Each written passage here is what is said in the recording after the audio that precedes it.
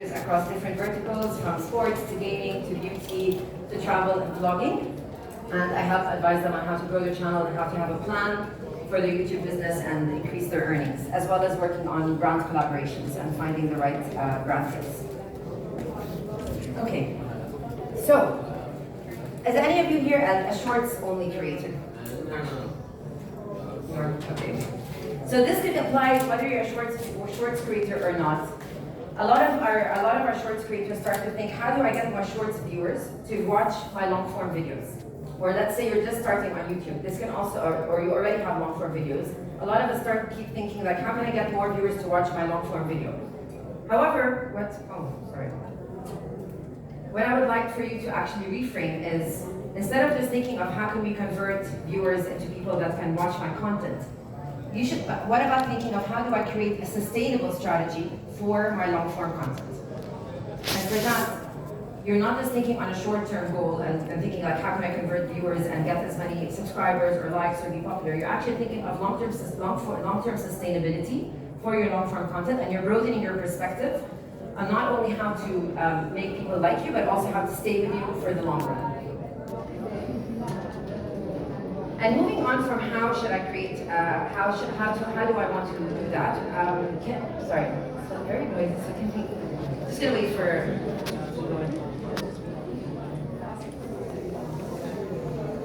Okay, so after you think of how, really the fundamental question is why? Why should I create a sustainable strategy for my long-form content? Why is this important actually for you? So as a creator, what YouTube offers you when you're doing long form is it offers you the ability to have creative freedom. If you're just focused on creating short form content, and that content it's still good and it's helpful to get new fans and new followers, but in your long form content, this is where you can get more free with your creativity. You're able to test with different formats, you're able to actually build deeper engagement with your viewers. The second thing is deep connections at scale. So think about it, if you're just watching a creator that's creating short form content, yes, you're enjoying it, but you're scrolling and you're quickly going to the next creator, right? However, when you're watching a longer form video, you're actually interested to hear their story. You're going through the laughs and the cries and the joys with them on that video. And you're really building that connection as you spend more time with them. It's just like getting to know someone as a friend or so. The longer you spend time with them, the more that connection will be deeper. And then the third thing is that when you do long form, it's actually more ways to make revenue for you and increase your earnings on the channel. Because with long form content, if your channel is monetized, you will get more ad placements on your channel. The ads could be also longer, so it's actually higher revenue for you. We also did a study to show that shorts-only channels that began posting long-form content have seen really high increased views and watch time on their uploads relative to channels that are only posting shorts. So, long-form is similar to shorts, but it's also very different. If we look at the consumption habits, if you put yourself in the mindset of someone that's watching shorts, the mindset of a short viewer is really the consumption is just a scroll. Like you're just scrolling casually, you're going from one channel to the next. It's almost quite mindless, and in a way you're almost robotic while you're doing that. And you're probably on the car, you're commuting, or you're probably like sitting in the toilet seat sometimes, like you're not always in the mindset where you're very, conscious, right? However, when you look at consumption habits of long-form content, this is actually where people are intentional. They're actually choosing to watch your content. Yes, it's appearing to them on their feed, but they're actually selecting that and they're choosing to watch it. And even if they skip parts of it, they still, maybe they move to the next video, but they have consciously and intentionally chosen your content. So therefore, the consumption of long form is much more deeper. It's on a deeper level of engagement. It's an intentional experience. The second thing is that our recommendation systems, and of course Kareem took you in depth with that just before me. In our recommendation systems, they work both for short form and long form, so they work hand in hand.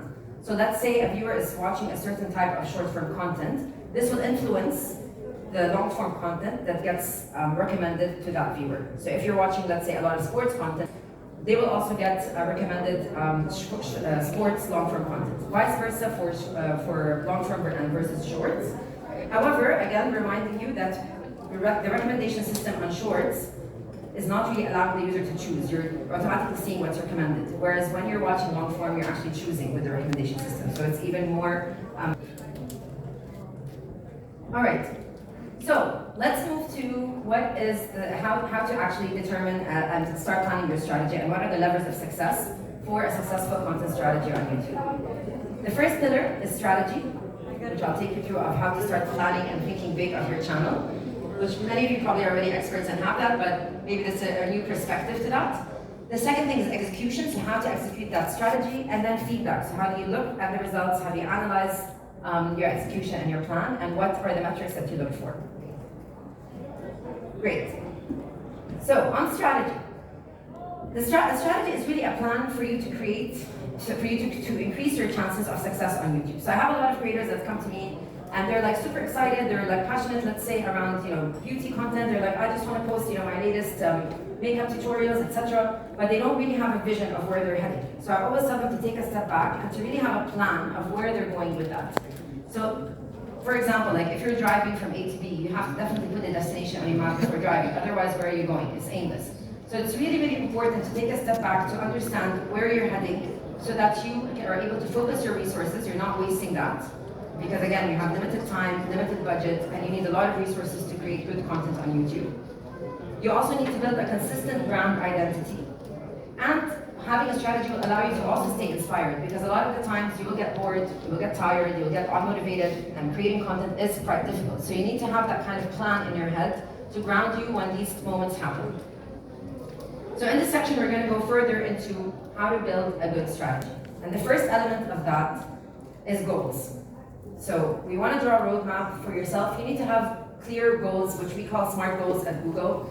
I guess a lot of you also use that methodology. But when we look at SMART goals, S means specific. So the first goal that you have, the first thing about your goal, it has to be quite definite. If you have a generic goal, more or less you're going to lose track of where you're heading. But if you have a specific goal, for instance, an example of a generic goal is, I want to be the top 10 creator in the Middle East. That's super generic. However, if you say, I want to become, I want to capture 10% of women aged 18 to 25-year-olds on YouTube to watch my content, and those specifically interested in, let's say, fashion. You're being very specific in what you want to achieve. And that will help you go to your next step. The second thing is measurable. So the most important thing is to have numbers that you can look at afterwards. That will help you to really see, okay, my goal is successful, I managed to achieve part of that, it's measurable. Attainable. You can't be a superstar creator overnight. This is going to take time. So what are the small attainable milestones that you can set as you reach to that bigger dream? Relevant. So relevant, your goals have to be relevant to you and to your own channel mission. It doesn't matter if that sounds like a great goal overall, but it needs to be relevant to yourself, and only you would know that, and it needs to be really tied to your mission. And finally, timely. And what I mean by timely is, goals really they don't mean anything if they don't have a timeline. So if you don't have a specific deadline by which you want to achieve that goal might more or less be gone in a few weeks. You might forget about it.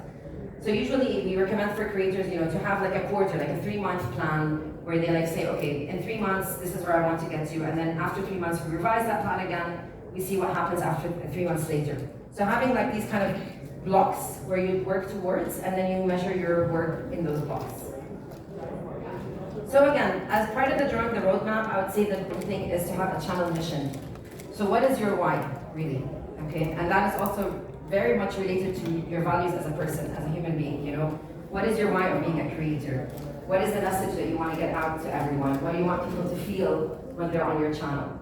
And this is going to be your North Star, because tomorrow you might get distracted by different trends on YouTube or on social media. You might think, oh, I want to do this because this is not cool, or creators are growing in this vertical, but it might not resonate really with your why. And your viewers will immediately know that. If they feel that you're not doing something that is connected to your why, you start looking not super authentic to your viewers, you'll start losing followers actually. So I always advise creators, like, yes, it's good to follow trends, but you also have to make sure that they're aligned with your mission, because in the end, your viewers are there for you and not for the trend. The second thing is metrics. As I mentioned, they have to be quantified. You have to set metrics that are quantifiable indicators. for you to measure the performance and the progress of the channel. These could be views, these could be subscribers, impressions, watch time is really important.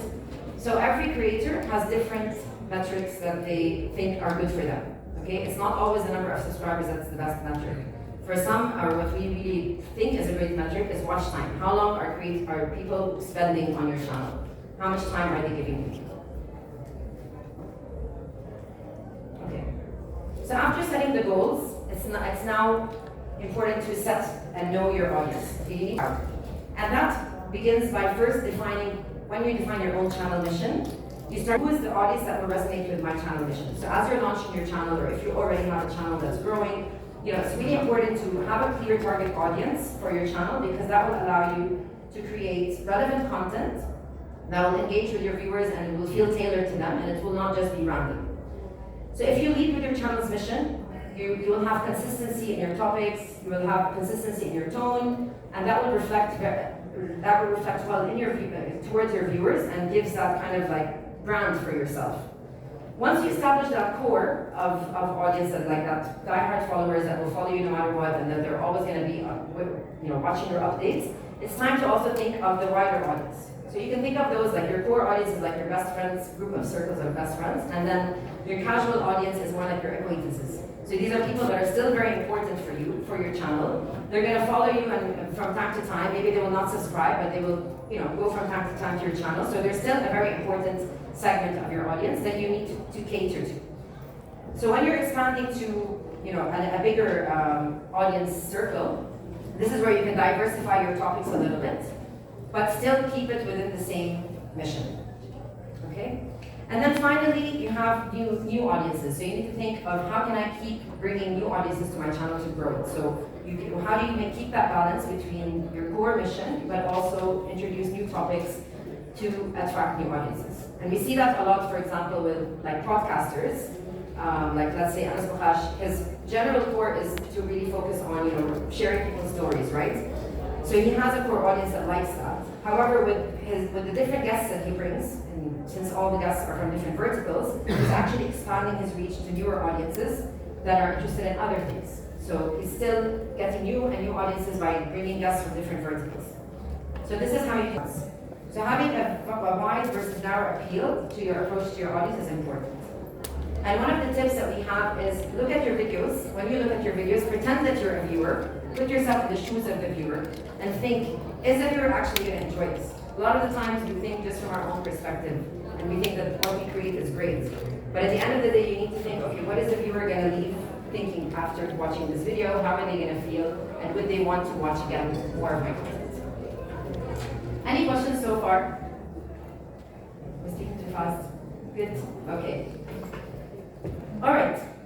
So we talked about goals, we talked about audience. The third part of the strategy is the actual content. Okay? Here's a question. Oh yeah.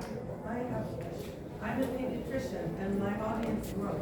The mothers, I can start out like with the newborn, but they grow out.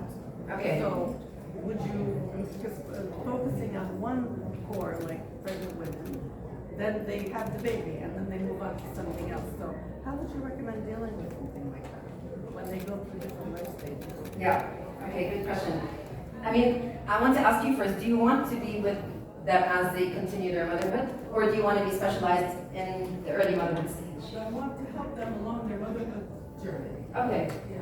So I guess then your content would also need to evolve for that. So like if you're now focused mainly on the early motherhood content, then if you want to stay with your audience as they grow, then that's where you can start creating content for the different stages. Perhaps maybe having some of your viewers invited to be engaged with you, and bringing them or inviting them for interviews, and then taking them to different phases of their motherhood.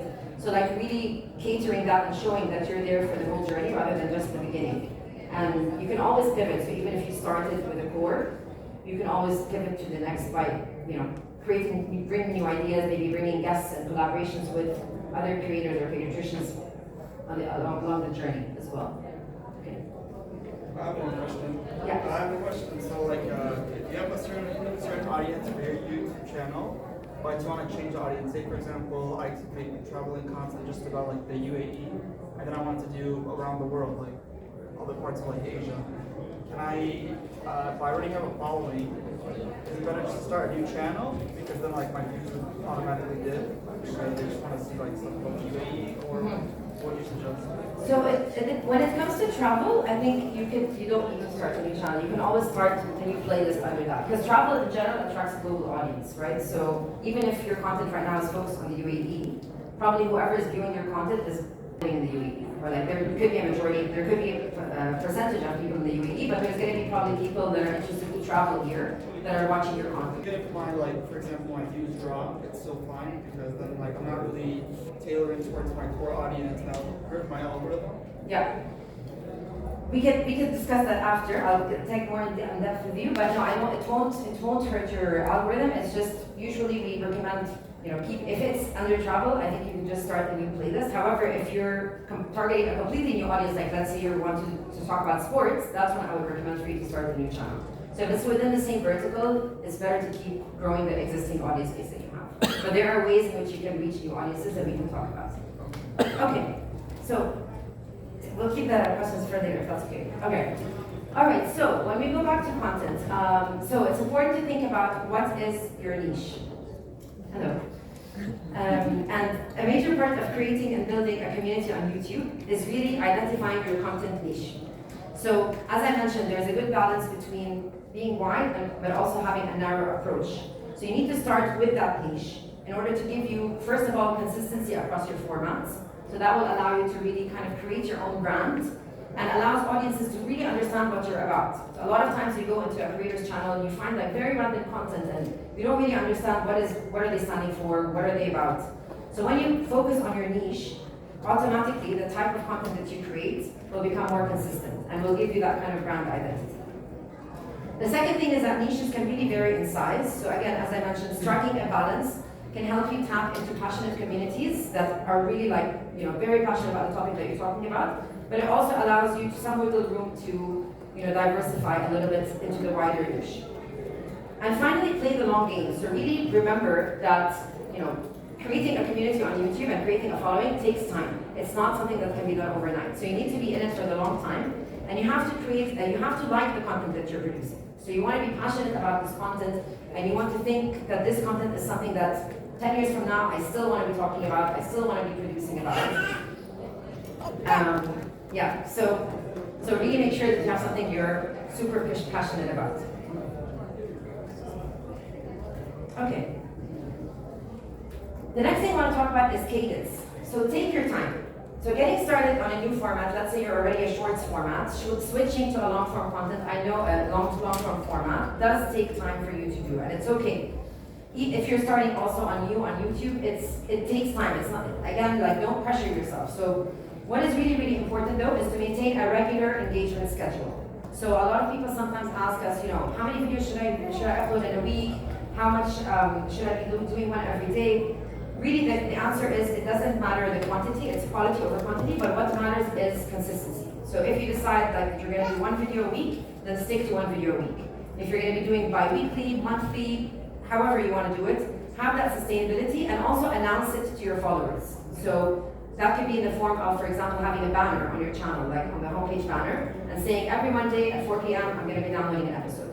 And it's really like, imagine watching, the oldest when we were watching TV and series and waiting for our favorite show to launch the episode on Wednesday. So this is the same thing, you're creating that effect.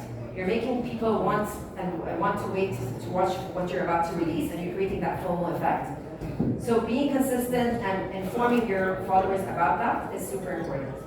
And the second thing is to think of a sustainable, consistent strategy.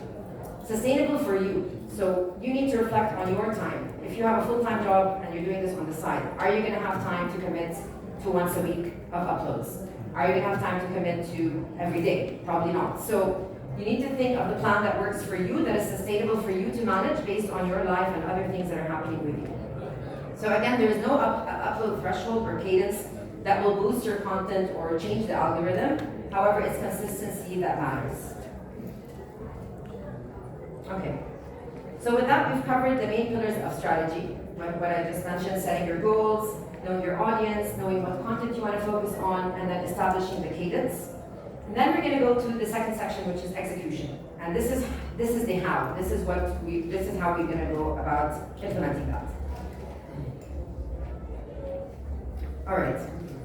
I'm sure many of you already maybe use a lot of tools. There's tons of ways of how you can plan for your content. You can batch your filming, you can batch your production.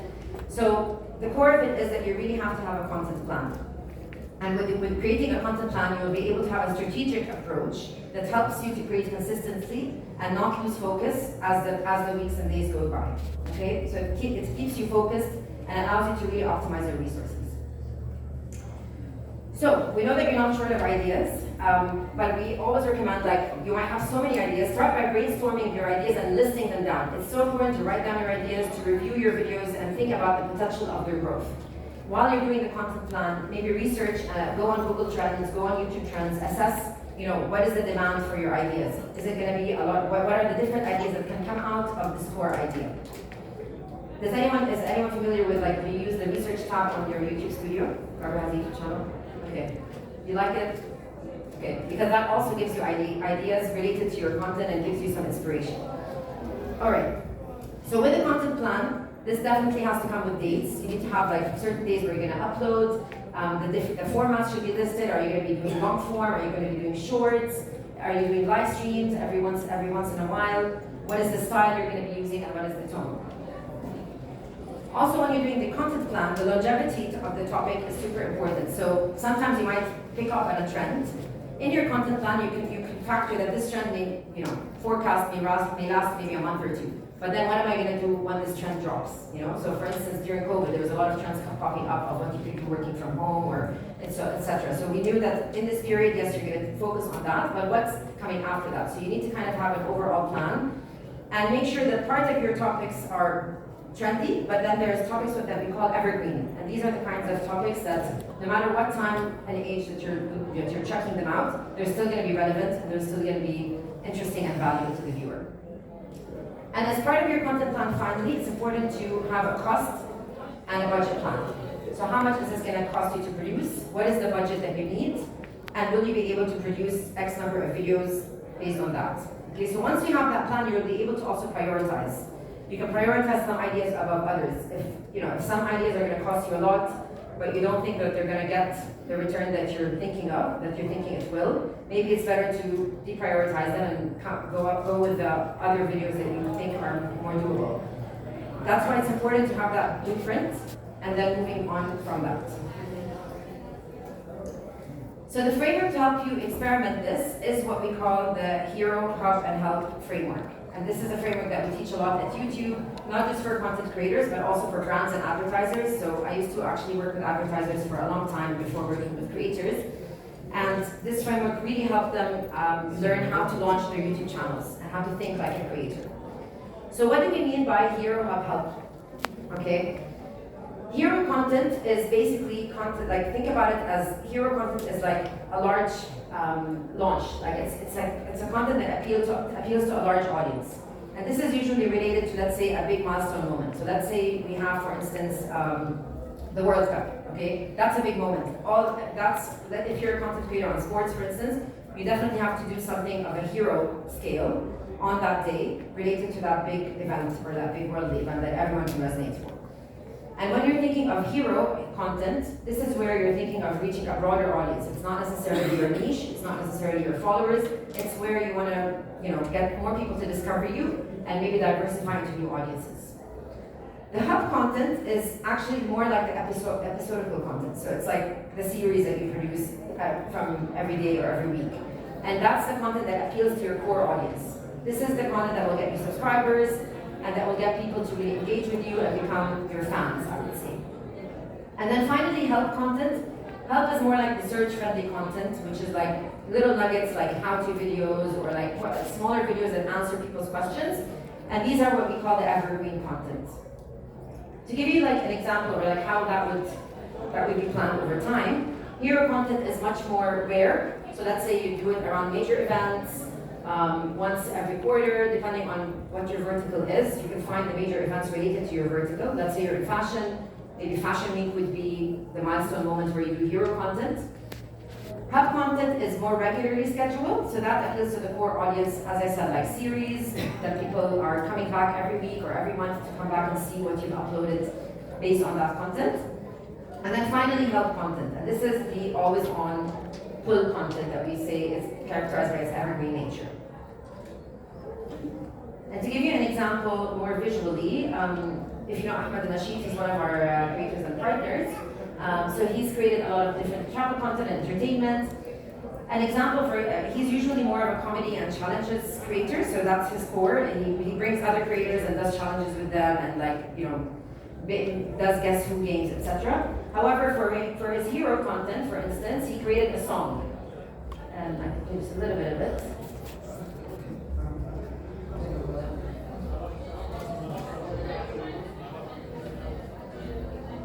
That's okay, anyway. Okay. So yeah, so this hero content is more like a song. It can appeal to everyone. It can even appeal to children, etc.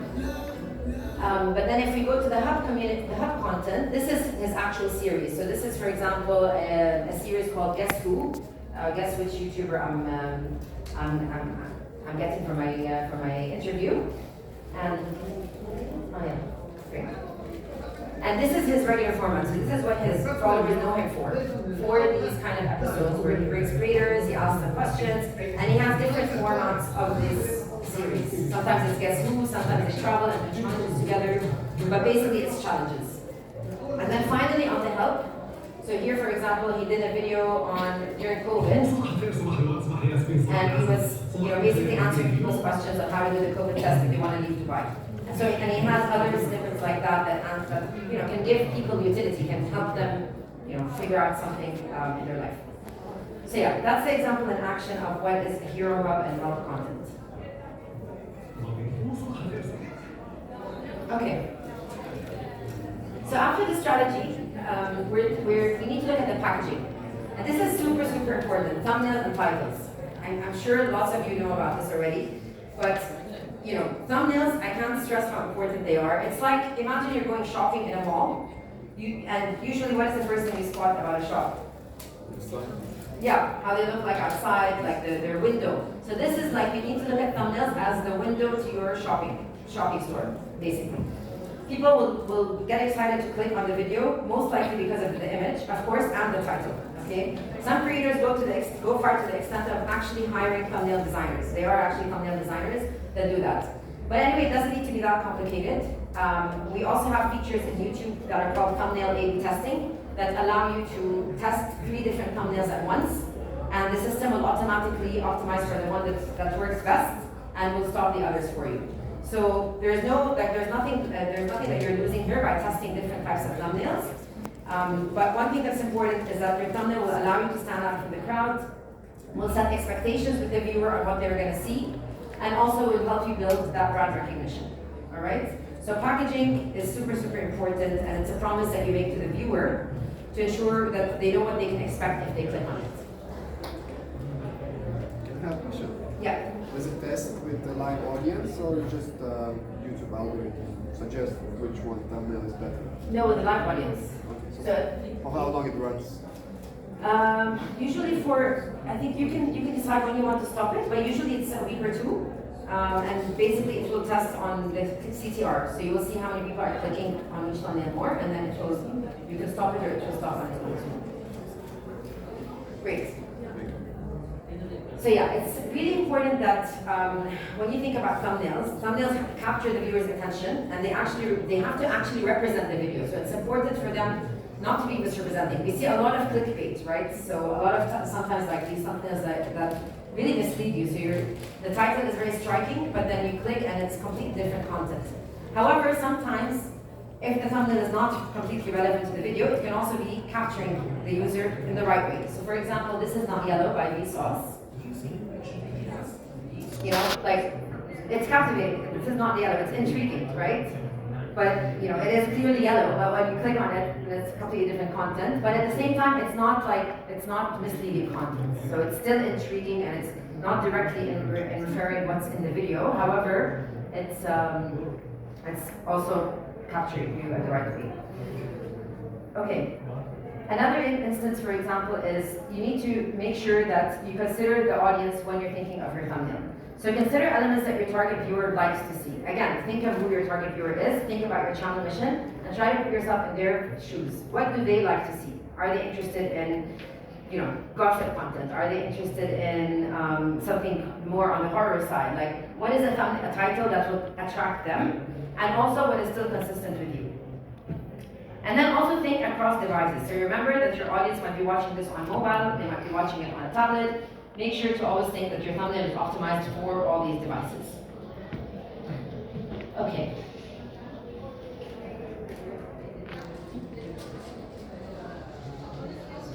All right. And then titles. So titles come hand in hand with the thumbnail.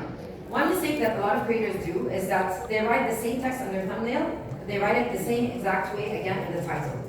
But that's actually, counterproductive. The title should complement the thumbnail. There's no point in repeating the text in both. So always make sure that if you write something on the thumbnail, the title complements it. Sometimes the thumbnail does not have to have text, and then the title will say it all. So really, the title contextualizes what's in the image. Be accurate. Make sure that you don't cause mismatching expectations for the audience. Be specific and keep it very simple. Don't over-engineer it. Make it funny, make it snappy, or make it straight to the point. But make sure that it tells people what you want.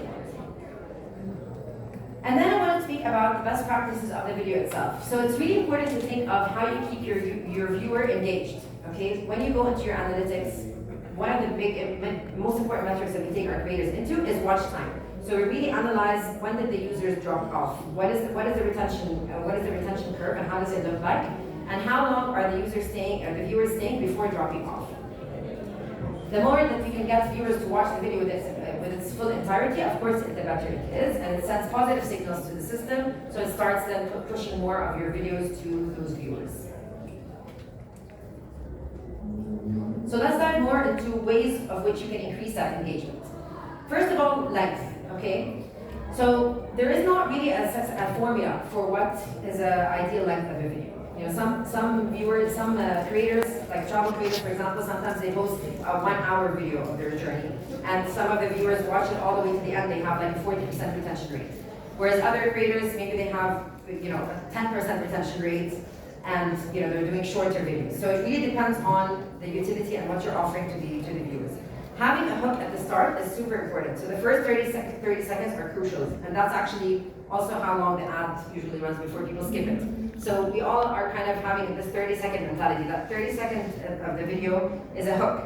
And one thing sometimes that you could do as a good approach is to have a bit of a preview at the beginning of your video to show people what's going to come in the end. So a lot of creators do some kind of a trailer at the beginning to show you what's going to happen in the end, but they don't spoil the video for the viewers. They just keep that excitement and that thrill. So making sure that the viewer's intent is clear when you're building the video, that what is going to be the intent for them to watch this, and also the video flow. All right. That's what I just covered. All right. And again, community engagement is super important. So from the creators here, how many of you react with your fans? How many of you reply to their comments? Okay, not many. Okay, a few. So this is super important because what makes a creator human and real is their ability to actually talk back with their fans and to be able to respond to them, to take back their feedback. And some of the ways in which you can build a community around you is by first of all engaging with your comments. You can pin comments. So let's say you can tell some of your fans or your followers, for this week I'm gonna pin the answer to this quiz, or you can do a quiz, or you can do a challenge, or you can pin the best greeting that you get. Having mentions, really mentioning your fans or your followers by name and putting them in that comments. Giving emojis, giving hearts. These really go a long way, even though they sound small now. But imagine yourself as your follower or your viewer. If you get a response from the creator, you're going to be super happy, right? So this is very valuable. The second thing is video comment replies. So reply to your followers. Also ask them questions in your videos. Like ask them what kind of content you want to see more of, and actually take that feedback in. Even if you don't want to create that content later, but you can. With time, you can get back to them. You can say, I took your feedback on this, I'm creating this because I heard this feedback. So it's good to always ask and engage. And premieres is great. So with premieres, you kind of you tell your viewers that you're going to release a video, and there's a premiere where they watch and where they wait before the video is released, and then the video goes live. So you're kind of again creating that anticipation, and you're fostering a sense of belonging. Okay. Any questions so far on the execution?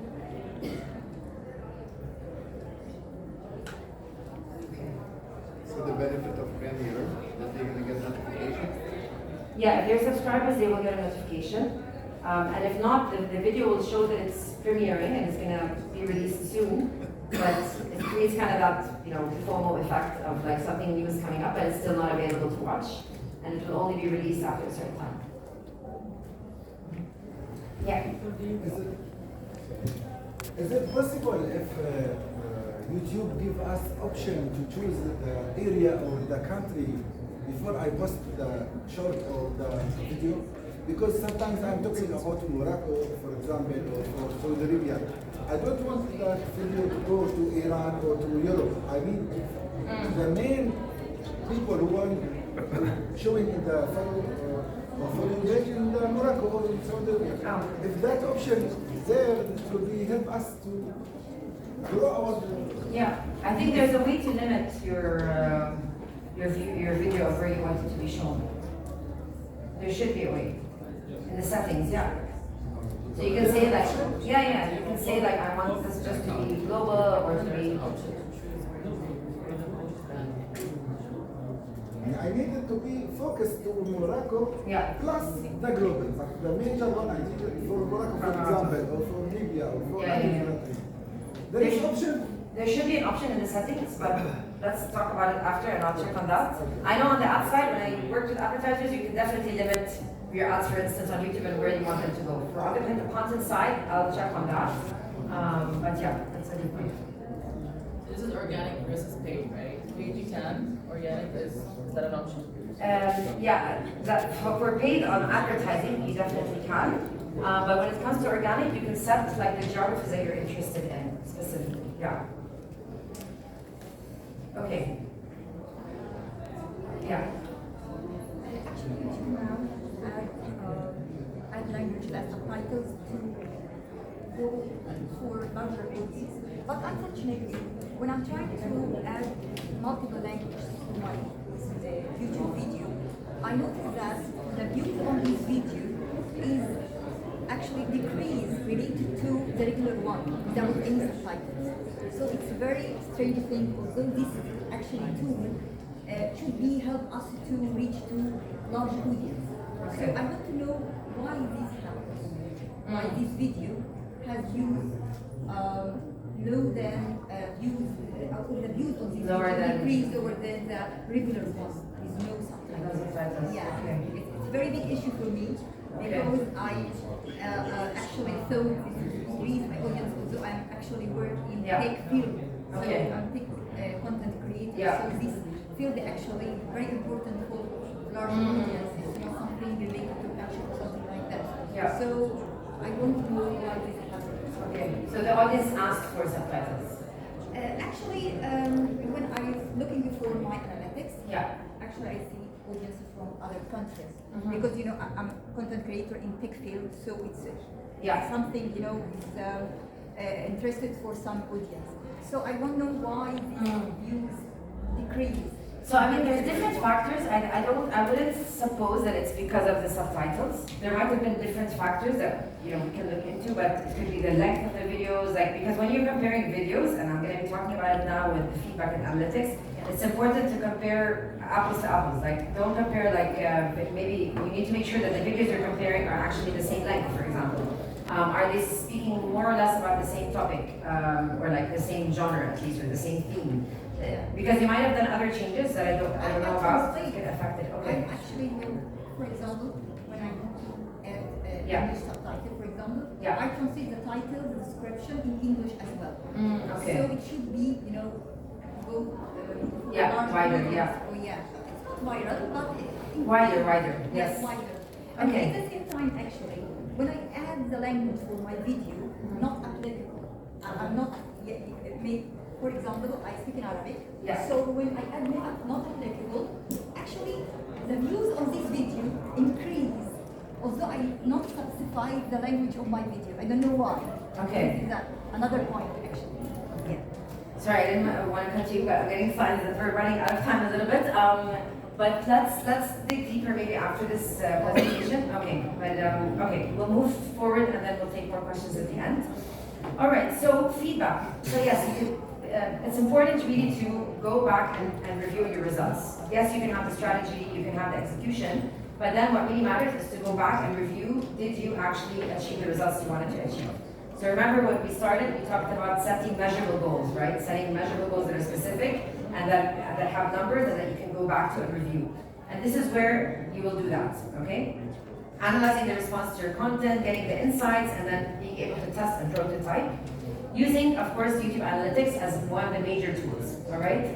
We do have actually workshops specifically on YouTube Analytics and content available in our YouTube Academy. But YouTube Analytics really is a powerful tool that is really underused by our creators sometimes. It helps you understand your performance and make sure that your decisions are data-led. They're not just based on emotions or based on what you feel is being the audience's reaction. It's actually based on data. All right. So with analytics, you're able to understand the audience's preferences, you're able to optimize your content strategy, and you're also able to track progress towards your goals.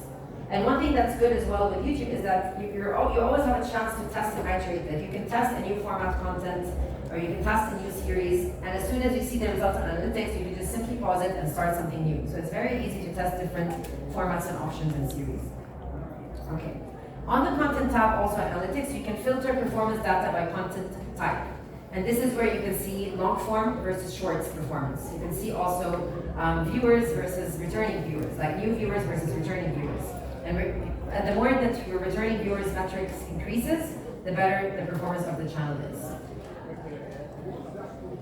So what are the metrics to look out for when analyzing long form content? And this is different from shorts, okay? So when you look at long form content, the first thing is impressions. Okay, what we mean by impressions, this is the number of times your thumbnail appeared. So that it might not mean that people clicked on it, it's just the number of times it appeared. That is the impression.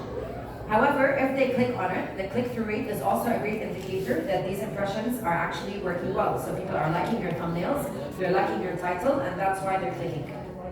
So basically what we're measuring with that is the appeal. Did people choose to watch you and click on your video? Then we go down to views, and this is when they already clicked the video, they started viewing it. All right, views is the number of times your content has been actually viewed. And what's the metric really here to focus on as well is the watch time. Again, how much time did viewers spend watching this video? When did they drop off? Did they stay longer? And then you start comparing video to video of your own channel and seeing that metric improve or decrease. The average view duration is the average minutes watched per view as well. That is a new metric to look at. So here really what we're looking at is the engagement, okay? And then finally, the engagements themselves. So are people interacting with the video? Are they sending a like? Are they subscribing afterwards? Are they leaving a comment?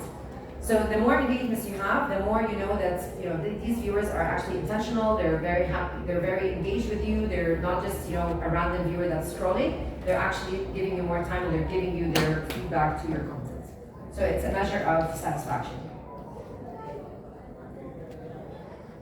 All right, and then when you want to analyze the reports, so what are the best practices of analyzing your reports? Also a show of hands here, how often do you go into your analytics? Like let's say, who here looks at their analytics weekly or monthly? Weekly? Daily. Wow, okay, nice. So we have creators that can go for 2-3 months and have not looked at their analytics and forgotten about it. So it's really important to go back to these reports and zoom out, okay? When you're looking at your own analytics, try to expand the range. So you can start by 28 days, but then look at 3 months and look at 6 months. And then compare that to the period before it, all right? So yes, it's good to compare to the industry and to other creators, but what's really important is to compare to your own performance before and to your own perspective. Second of all is look for patterns, okay? So observe the data and see what are certain trends that you're observing. Like, are there certain months where there's more engagement in your channel? Is it, for example, how is the content viewership like during summer? Are there certain types of content that are, grabbing people's attention more than others on your channel? So look for the patterns across the channel whether it's watch time, whether it's engagement, clicks, and then try to see, what is driving the best engagement or the metrics for yourself. And again, never look at this in separation from what we said in the beginning, your channel mission and the metrics that you put for yourself.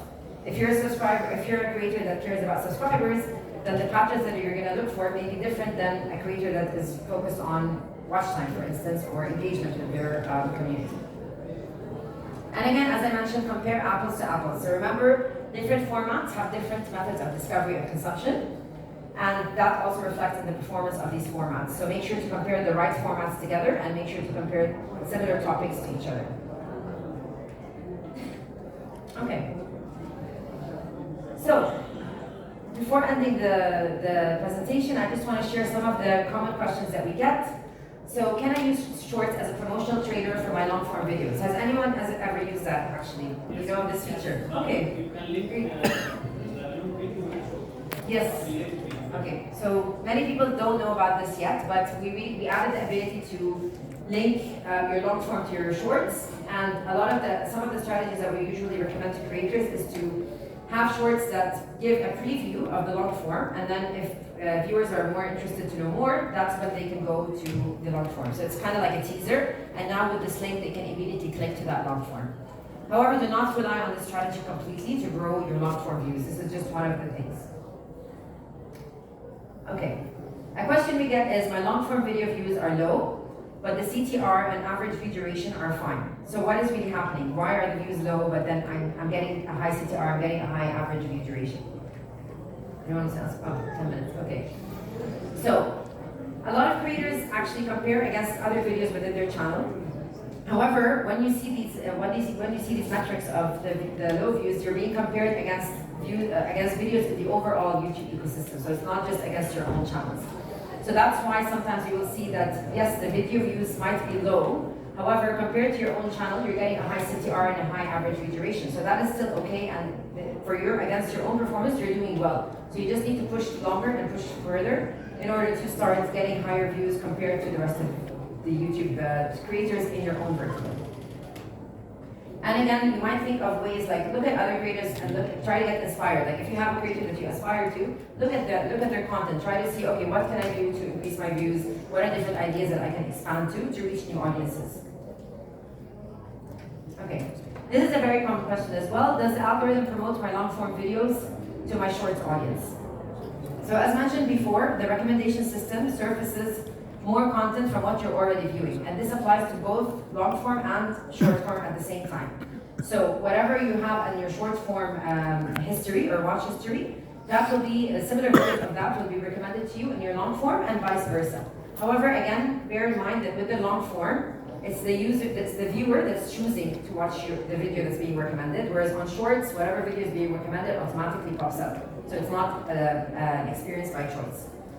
So you will know that long form is being more intentional and people want to watch that.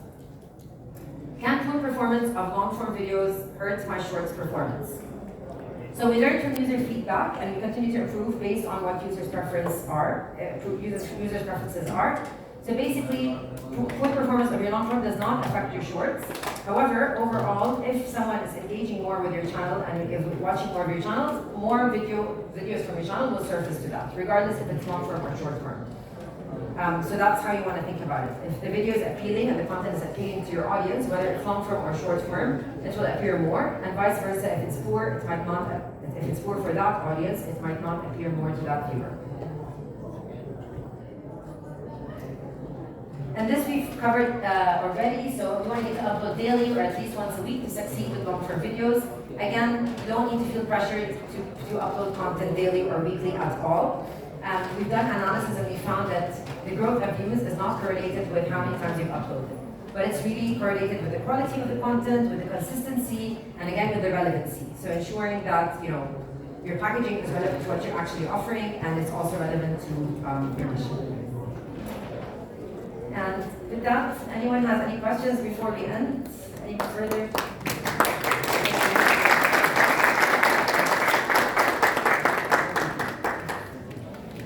Yeah. I just saw the YouTube channel. Yeah. I'm planning to do some podcasts. Uh-huh.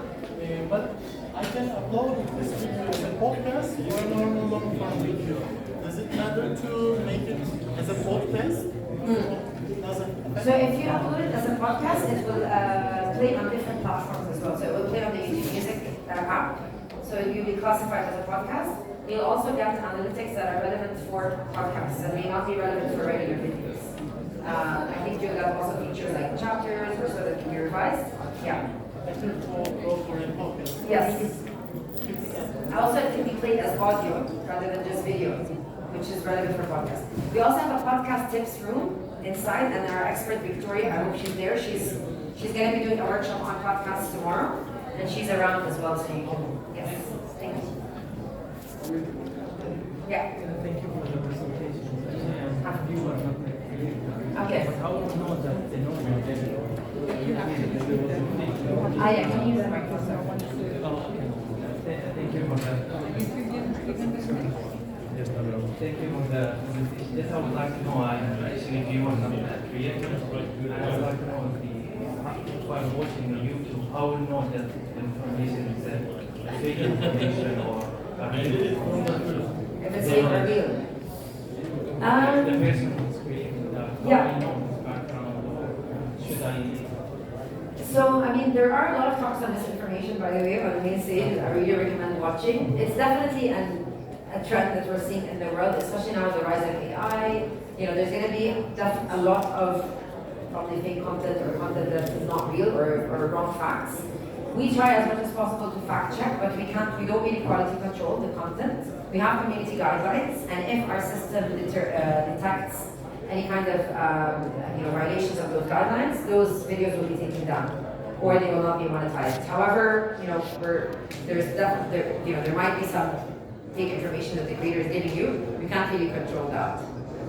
Yeah. So I don't know if you have something in mind, but it looks like you might. It's something related to education, related to knowledge. Okay. So I just want to know if it's real information or not. Okay. Even though I like the person who's representing this, but I'm not sure about the information that's provided. Yeah. In WhatsApp, for I would say you example- have to do your research. Okay, so I should Yeah. do more search on that. Yes. Yeah. Definitely. There's But of one- course, you can also read the comments. Like, if someone is putting fake content out there and it's obvious, maybe some people have caught up on it, and you can see in the comments maybe of some of the viewers. That's another way to see if is anyone saying that this is right or wrong or so. Yeah. Thank you. Can I have this presentation? Unfortunately, we can't really share it. No. Yeah, but you might find some of this online already, like some of this in our YouTube Academy. Thank you. Yeah, you need to very good luck. Yeah.